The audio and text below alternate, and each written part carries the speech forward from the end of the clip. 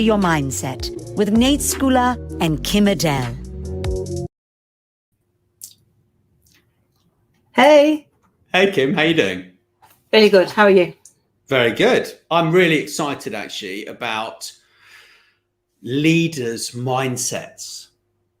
I'm really excited about it because it's so close to, people, they're either glass full, glass empty, right? And they've either got a glass or they haven't, right?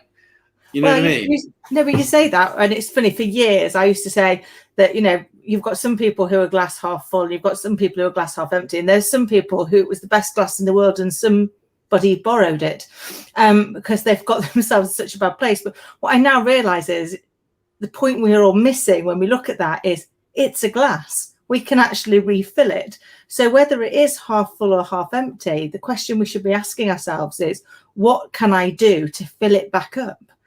Because that way we can get ourselves back to a place of joy. And we know that wherever our thinking is, whatever we're focused on is what we're going to get more of. So if we can constantly thinking about how do we refill our own glasses, and as leaders, how do we refill the glasses of those we lead, then actually we're going to end up in a much happier and much more productive place. So are there many more perspectives, do you think, around that? Well, I think perspective is it's a fascinating topic, isn't it? Because depending on what we perceive to be true, it becomes our reality. So perception, like possession, really is 9/10 of the law. If I perceive it to be true, it's true. And I remember many years ago having a conversation with somebody that I was leading at the time, whose view was, well, your perception is just wrong. And I was like, well, that's fine. My perception is different. I have a different viewpoint. But actually just telling me it's wrong isn't going to change my perception. What we need to do is understand, why am I perceiving it to be this way? Why are you perceiving it to be that way? And can we find some common ground? And then we can work together from that.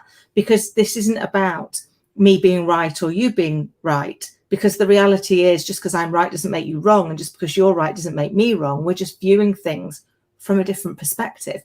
But very often we get into that unhelpful and unhealthy debate where we just try and make our point a little bit louder, a little bit like playing Pictionary with my best friend. If you don't get it the first time, she underlines it. It's not that I can't see it, I just don't know what it is. So underlining it isn't going to help me, because I was still not going to know what it is that you've drawn. You're going to have to draw something else. And the same is true when we're communicating with people. As the person communicating, as the leader, it's my responsibility to make sure that the people I'm communicating to understand. And therefore, sometimes you've got to check that understanding. And if it isn't right, change the words you use. That doesn't mean say you're changing your message, but you're using words that make it easier to understand. I remember years and years ago being told that I didn't have the gravitas or the vocabulary to make it. So although I had the brains, I wouldn't get there because I, was a little bit too hyperactive puppy dog, and I didn't know how to use the right words. So I tootled off and I read lots of books and I learned how to say ridiculous phrases that nobody understood. And then I suddenly realized that actually my people no longer understood me. So I was talking to them, and instead of saying there's lots of things that we could do, I'd go, there's a plethora of ways we could fix this. And they'd be thinking, what on earth is she talking about? I ran remote teams, and yet we'd talk about the fact that we ran peripatetic teams. Who knows what that means? And they're going, have you just been insulting to me? And I'm like, no, you're peripatetic. You have no fixed abode. But you can see how badly you could communicate with somebody. So whilst I was now hitting the requirement, which was I could use big words, I could put them into the conversation, I couldn't actually make people that worked for me understand me. So I had to go back and relearn all of that and learn that the most important part of communication is that the person you're communicating with gets the point you were trying to get across. Not that you were the loudest or that you had the best vocabulary, because that really is a little irrelevant. It's a little bit like being the kid at the, that's got the last piece of the jigsaw and is holding on to it because they want to be the winner. And it's like, we're not 5 anymore. We should hopefully have moved beyond that and recognized that actually the point is that the jigsaw gets finished, not that who it is that puts in the final piece. And I think that's something that, you know, is evolving in leadership. For many years, leaders got promoted because of their IQ, and also because they were the best at doing the thing that they were doing already. But just because I'm good at a thing doesn't mean to say I'm good at leading others, because that's about what I can do, and this is about what they can do. And can I have the confidence to recognize that they're probably going to be better than me? And that's okay. My job is to help them shine. My job is to help them understand the areas that they're brilliant in, that they are just world class at. And how do you turn the volume upon that? How do you get more people to be able to see it? And also to point out where they've got some blind spots and help shine a light on those so that they can fix them and they can learn. And I think, you know, leadership's a really probably one of the best roles in the world. When you actually get to see the people that you lead step into their potential and do things they never thought possible, it quite literally is the most humbling and proud thing that you can do in work. But equally, it can be a real challenging role because you're dealing with people, and people don't come with a rule book. You know, it's a bit like I always say this about Scarlett, you know, I'm desperately trying to be a good mum, but children don't come with a manual. So you have to navigate through as best you can. And when you make mistakes, you acknowledge them, you apologize, and you make them right. And the same is true when we're leading people. You know, we make many mistakes. People, you know, we've got loads of personality tests. I do them. I'm qualified in them. But actually, you can't take away from the fact that each of us are as unique as our fingerprint. So we come with, yes, some preferences. We come with some areas that we are likely to revert back to, but they will also have been coloured by our environment, our experiences, the people we surround ourselves with, what's happened to us so far. So for me, they're really, really useful ways of giving us better idea of questions to ask. But one of the most important things as a leader is to understand the perspective of the people that you are leading and be able to talk to them in their language so that you can help them be the best that they can be. Yeah, very much so. And I think, you know, when it comes to success, right, having the wrong perspective or the right perspective, you know, it can make a massive difference to the success that you are going to be generating, in essence, for that organization, right? Or for yourself, if you're working for yourself. And I think having a mindset of, well, I'm really grateful that I actually have a place to live. I'm grateful I've got food to eat. I'm grateful that I have a job that I love. I'm grateful for, you know, and having this gratefulness, it just makes a massive difference. And that goes back to having a glass at all, right? And having that glass full or glass half empty mentality. And some people, they're just negative. Like, and the thing is, thank you, Carl. That's exactly right. But some people, they're just negative, right? Like and the thing is that they say, well, it's because I'm a realist. It's like, no, it's not because you're a realist. It's because you're negative.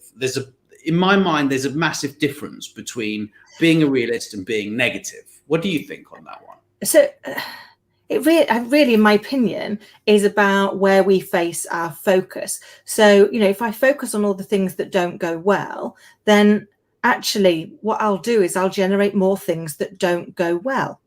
And if I focus on the things that do go well, then I find more things to be grateful for. And I think gratitude is such an amazing thing. You know, me and my little girl do gratitude every morning on the way to nursery and on the way back. It's like, you know, what we're grateful for today.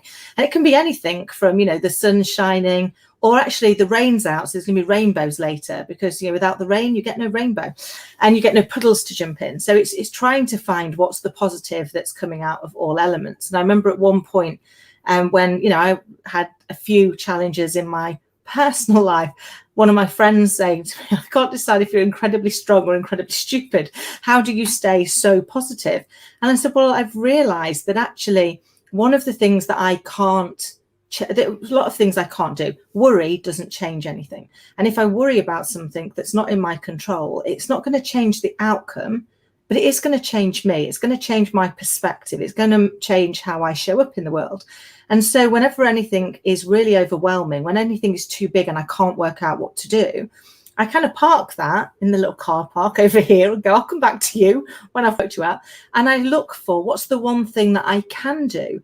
And then I focus on doing that. And it becomes I liken it to the life raft that I can cling to in the stormy seas of my brain that say, I can't do anything with that. So I'm going to do something with this.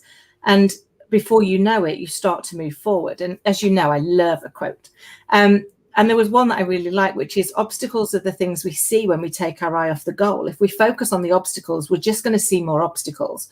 But if we focus on the goal, the obstacle becomes something for us to overcome, something for us to move around, for us to find an alternate way through. And I think just changing those things. Somebody else and I'm going to have to look it up because I use this quote a lot and I still don't know whose it is, which is, the problem should actually be taken out of the dictionary. We should lose it as a word because by definition, it means something that is hard and difficult. So the minute we give it that label, we're already going, oh God, this is hard. I've already in that, you can already feel your energy start to drop slightly because it's hard, it's uncomfortable. I don't want things that are hard or uncomfortable. That feels difficult. Whereas if instead everything is a challenge, and challenges can be great things, can't they? So everything is a challenge, a problem to be, a challenge to be solved, an opportunity to be explored. It's just some of them are nicer than others. Some of them we're going to more look forward to. Then actually we trigger a different part of our psyche and we start to view it in a different way because it's no longer something that's going to harm us. It's something that actually we can fix.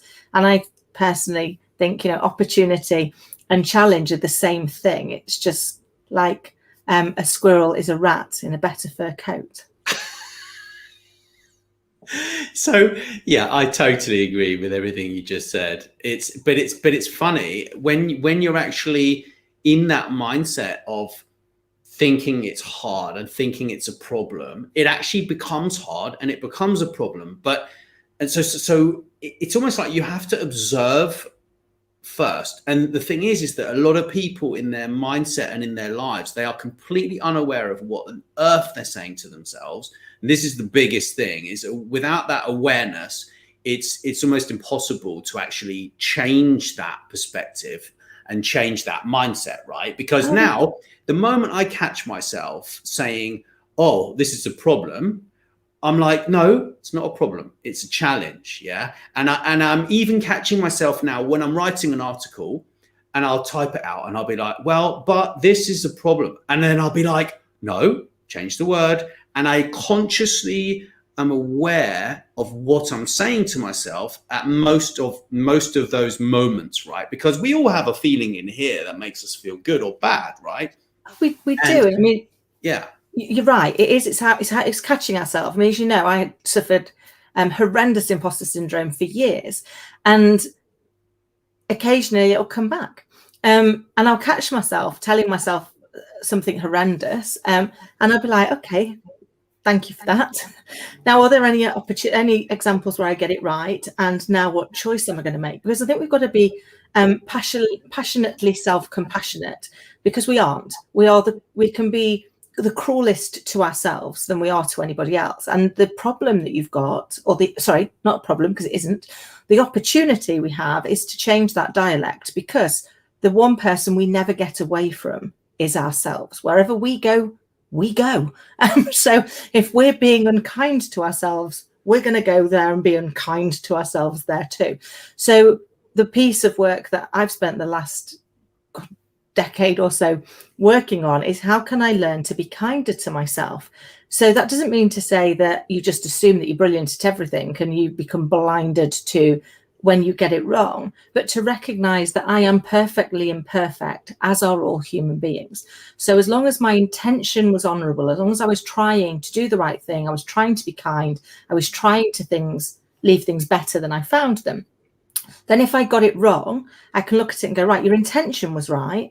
Let's have a look at what happened with your impact then. What can we change about what you actually did to ensure it better aligns with what you were trying to do? And that's what I do when I'm leading people, is I assume that their intentions are honourable. I don't think people get up in the morning and go, I wonder how to be really rubbish today. I wonder how to really irritate my boss. I wonder how to really mess up on a global scale.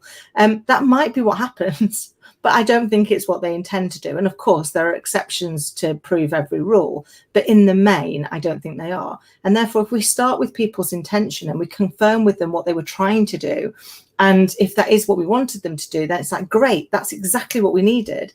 Let me just talk about the fact that whilst that is what you were trying to do, this is what happened. So how can I now help you align what you're doing with what you're trying to do so that you achieve your goal? And it's all about that subtle shifting of perspective. And we need to be much more conscious of the words we use, of the language that we put out there, because that tells a story. We're communicating all of the time. And as you know, as a face whisperer, we're communicating even before the words get there. But even when we get to the words, people are leaking what they really are feeling. And as a leader, one of the greatest skills you can have is to really listen to understand the other person's point of view.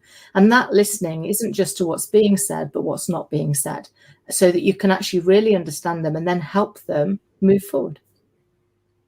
Well, that's fantastic. You just shared massive value there. And thank you so much. So if people want to subscribe to our new podcast, they can go to mastermindset.co.uk and go onto the podcasting page, and we will drop a link somewhere for that here. And we're going to be putting out a weekly newsletter soon. So we'd appreciate it if everyone wants to subscribe. That's going to have some fantastic information on all sorts of different topics, from technology to mindset to podcasts we've been doing, loads of cool stuff, right? Yeah, and it's really about helping give back. And we've met some amazing people, and we continue to meet some amazing people. So, hopefully it will be useful for people, and they'll enjoy listening to the interviews as much as we've enjoyed being privileged to take part in them. And, if you know great people that you think would be amazing and have got huge amounts of knowledge and gifts to share with the world, then please do get in touch, because we're really here just to try and help connect more people with the thinking and the knowledge that they'd like to delve into. Yeah. Well, thank you. And thanks to everyone for listening. Thanks very much. Thanks for listening to Master Mindset. Please don't forget to follow wherever you listen, and tell your friends.